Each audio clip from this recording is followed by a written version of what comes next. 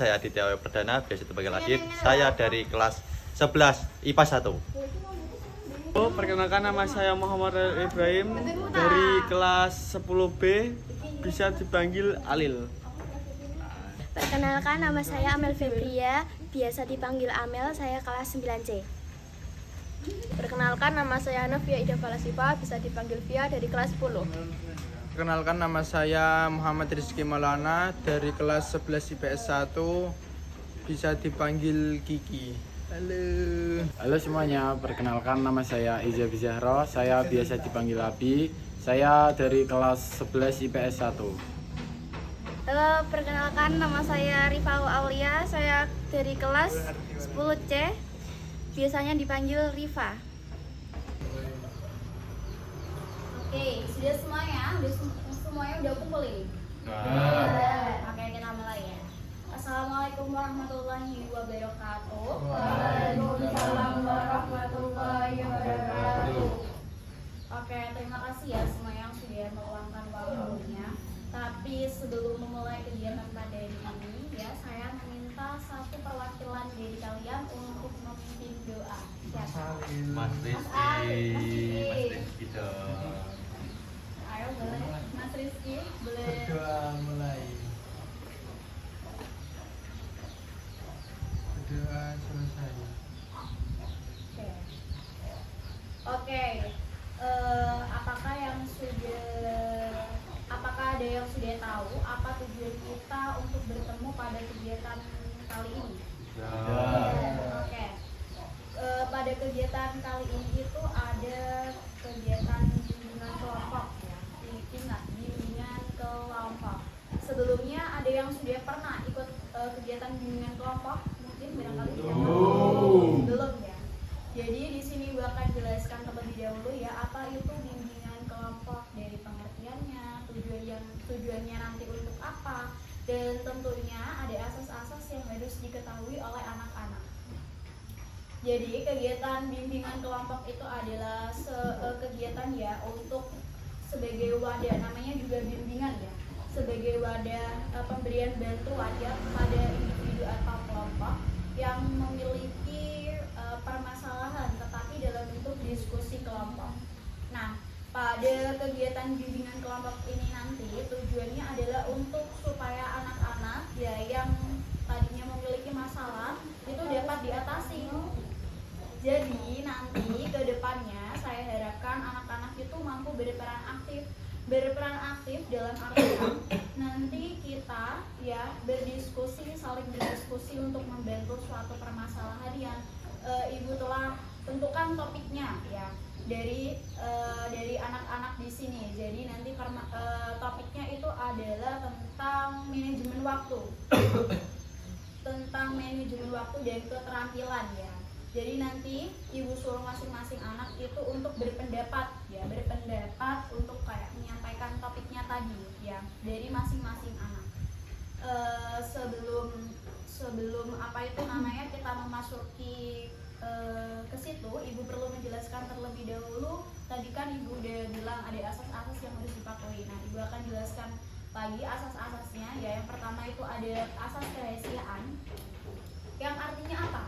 Yang artinya itu segala permasalahan topik yang kita bahas bicarakan pada hari ini di sesi ini nanti sifatnya itu rahasia. Artinya orang lain tidak boleh ada yang tahu apa yang kita bahas hari ini di ruangan ini setelah keluar dari ruangan ini. Nah, yang kedua itu ada asas kesukarelaan. Artinya anak-anak datang ke sini itu tanpa ada paksaan, ya kan? Bagus, terima kasih ya. Jadi asas kesukarelaan ini itu artinya anak-anak bersedia hadir ke sini untuk membahas suatu topik tadi ya, suatu topik permasalahan yang sedang anak-anak alami atas dasar kemauan sendiri tanpa ada yang memaksa ya dari pihak manapun. Nah, yang ketiga itu ada asas keterbukaan seperti yang ibu jelaskan tadi ya. Ketika diskusi atau membahas apa itu namanya suatu permasalahan, ibu harapkan anak-anak ini nanti itu ikut serta berperan aktif, jadi semuanya bebas berpendapat dan memberi saran atas topik permasalahan yang telah ibu tentukan. Nah, Yang keempat itu ada asas kegiatan. Ini berarti bimbingan, namanya juga bimbingan kelompok ya, untuk mencapai tujuan-tujuan yang telah kita tentukan. Nah, ini nanti tujuan kita apa? Untuk memanage waktu ya, sesuai topik tadi, manajemen waktu. Nah, yang terakhir itu ada asas kenormatifan, yang artinya segala pendapat atau saran yang telah diberikan oleh anak-anak itu harus berdasarkan norma-norma yang berlaku. Artinya kita tidak boleh ngata-ngatain temennya, berbicara kotor, berkata kasar, karena semuanya itu ada aturannya yang harus dijalankan dan dipatuhi. Sampai di sini terlebih dahulu, apakah ada yang ingin ditanyakan mungkin? Oke, jadi nanti ya akan ada pemimpin kelompok. Nanti pemimpin kelompoknya saya sendiri dan ada anak-anak di sini nanti sebagai anggota kelompok. Sebelum kita melanjutkan ya ke kegiatan selanjutnya, ini biar kita konsentrasi, kita melakukan ice breaking dulu. Nah, ice breakingnya kita ice breaking tepuk ya, tepuk 1, 2, 3, tapi nanti cepat. Tepuknya sesuai ucapan ibu ya. Misal nanti ibu bilang tepuk 1, nanti tepuk 1. Misal ibu bilang tepuk 2, nanti tepuknya 2 kali. Tepuk 3 nanti tepuknya 3 kali. Itu ya. Kita coba. Tepuk 1, tepuk 2, tepuk 3, tepuk 2, tepuk 1, tepuk 1, tepuk 3, tepuk 1, tepuk 2, tepuk 2, tepuk 3, tepuk 2, tepuk 2, tepuk 2, tepuk 1, tepuk 3. Oke, sudah ya. Ibu harapkan ya kegiatan hari ini dapat berjalan dengan baik. Oh ya, sebelumnya sebelum memasuki ke tahap inti atau tahap kegiatan, ibu perlu membimbing anak-anak untuk membacakan ikrar bimbingan kelompok. Kenapa harus ada ikrar bimbingan kelompok? Karena seperti yang kita ketahui tadi pada asas pertama, yaitu asas kerahasiaan, di mana segala permasalahan yang kita bahas ya, kayak topik permasalahan yang kita bahas pada hari ini sifatnya itu rahasia, tidak boleh bocor ke orang lain, sehingga harus ada ikrar bimbingan kelompok. Nah, ini tuh sebagai janji kita semua bahwa setelah kegiatan ini berakhir, informasi yang diperoleh tidak boleh bocor ke siapapun. Anak-anak semuanya siap? Ya. Oke, ikuti kata-kata ibu ya. Ikrar bimbingan kelompok. Ikrar bimbingan kelompok. Saya yang telah bersedia hadir. Saya yang telah bersedia hadir Dalam kegiatan bimbingan kelompok ini. dalam kegiatan bimbingan kelompok ini Menyatakan bahwa saya sanggup dan bersedia saya sanggup dan bersedia menerima, menyimpan, memelihara, menjaga, dan merahasiakan segala data dan merahasiakan segala data atau keterangan lainnya yang saya terima, baik dari diri saya atau dari siapapun juga. Data atau keterangan yang tidak boleh dan tidak layak diketahui oleh orang lain. Oke, mungkin cukup itu ikrar bimbingan kelompok hari ini. Oke, anak-anak telah membacakan ikrar bimbingan kelompok ini sebagai pengingat ya, bahwa kita nanti semuanya segala pembahasan yang kita bahas pada hari ini bersifat rahasia dan hanya boleh diketahui di kelompok ini saja. Nah, sebelum memasuki tahap inti, apakah ada yang ingin ditanyakan terlebih dahulu? Sudah. Oke, bisa ibu lanjut ya?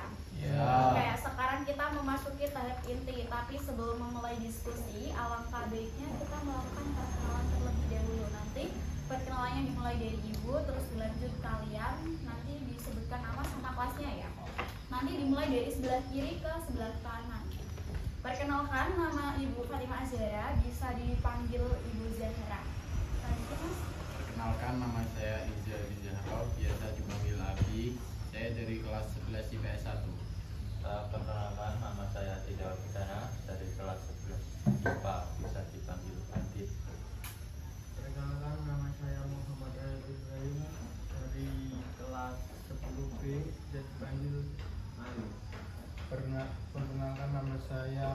Rizky Maulana dari kelas 11 IPS 1, bisa dipanggil Kiki.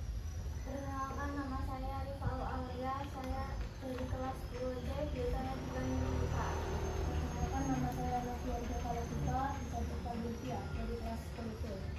Perkenalkan, nama saya Amel Febria, biasa dipanggil Amel, kelas 9C. Oke, baik. Terima kasih kepada anak-anak yang sudah memperkenalkan diri supaya mengingat-ingat ya. Jadi sebelah kanan saya tadi ada Mas Adit, Mas Alil, Mas Kiki, Mbak Rifa, Mbak Fia, dan sama Mbak Amel ya. Sebelum memasuki kegiatan topik pembahasan ini nanti ya, saya harapkan Ibu ingatkan kembali bahwa pada bimbingan kelompok ini Ibu harap anak-anak bisa aktif berdiskusi, memberi saran dan solusi pendapat atas topik yang kita akan bahas di sini ya, baik dari diri sendiri maupun dari teman-teman yang lain gitu ya. Oke, pada kegiatan bimbingan kelompok ini ya, Ibu akan menggunakan salah satu teori, yaitu teknik brainstorming. Nah, sebelumnya ada yang tahu atau enggak? Teknik brainstorming itu apa? Belum tahu ya? Belum. Jadi di sini Ibu akan kasih tahu ya, teknik brainstorming itu adalah metode diskusi kelompok ya, untuk menghasilkan ide-ide kreatif dan solusi atas permasalahan atau topik dengan cara mengumpulkan kayak ide-ide gitu sebanyak-banyaknya atau gagasan dari berbagai anggota seperti mas-mas dan mbak-mbak di sini. Oke. Nah, selanjutnya itu apa itu namanya? Tadi kan kita udah menentukan topik yang mana topiknya itu tentang manajemen waktu. Ada yang tahu apa itu tentang manajemen waktu? Mengatur waktu. Tahu, berarti tahu. Mengatur waktu. Ada yang lain? Ada yang tahu?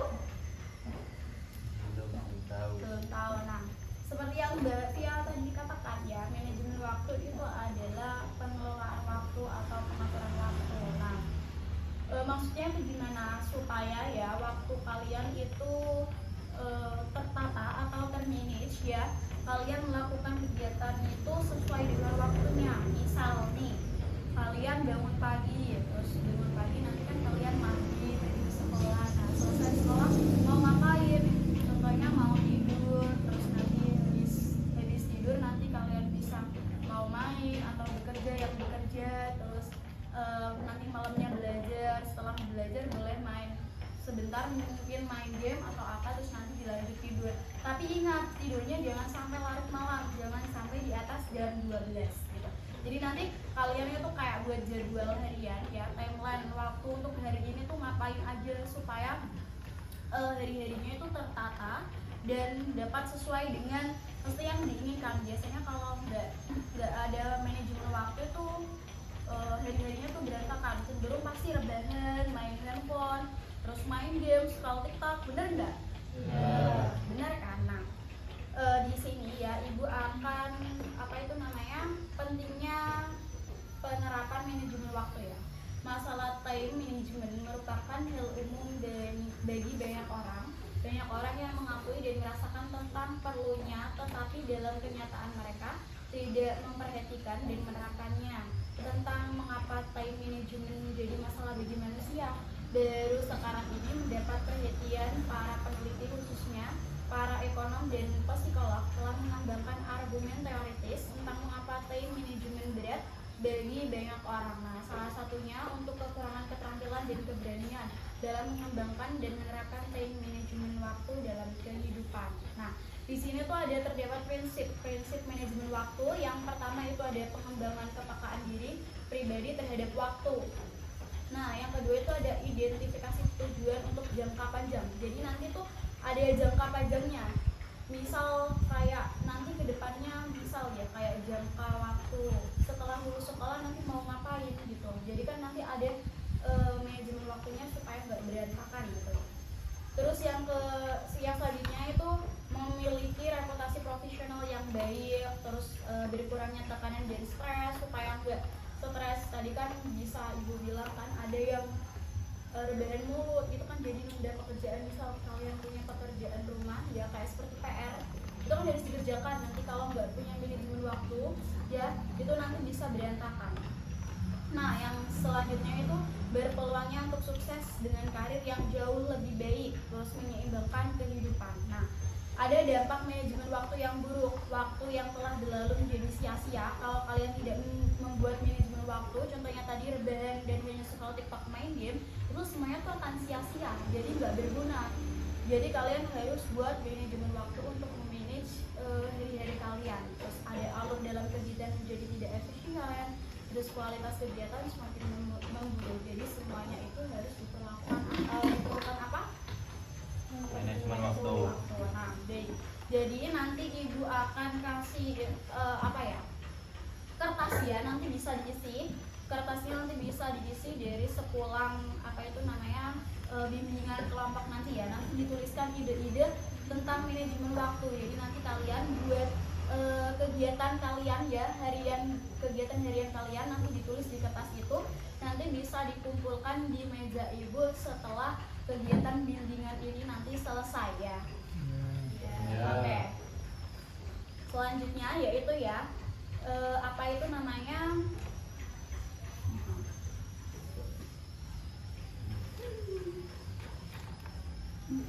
Nah, selanjutnya yaitu udah sampai ke penghujung kegiatan ya, ke penghujung kegiatan bimbingan kelompok ini. Mungkin ya ibu udah cukupkan, nanti bisa diatur kembali waktunya kalau kalian ingin bertemu dengan ibu lagi membahas tentang topik manajemen waktu. Nanti bisa diagendakan sama teman-teman mau hari apa, terus di jam berapa gitu ya, nanti bisa diskusi sama teman-teman. Ibu cukupkan ya. Assalamualaikum warahmatullahi wabarakatuh.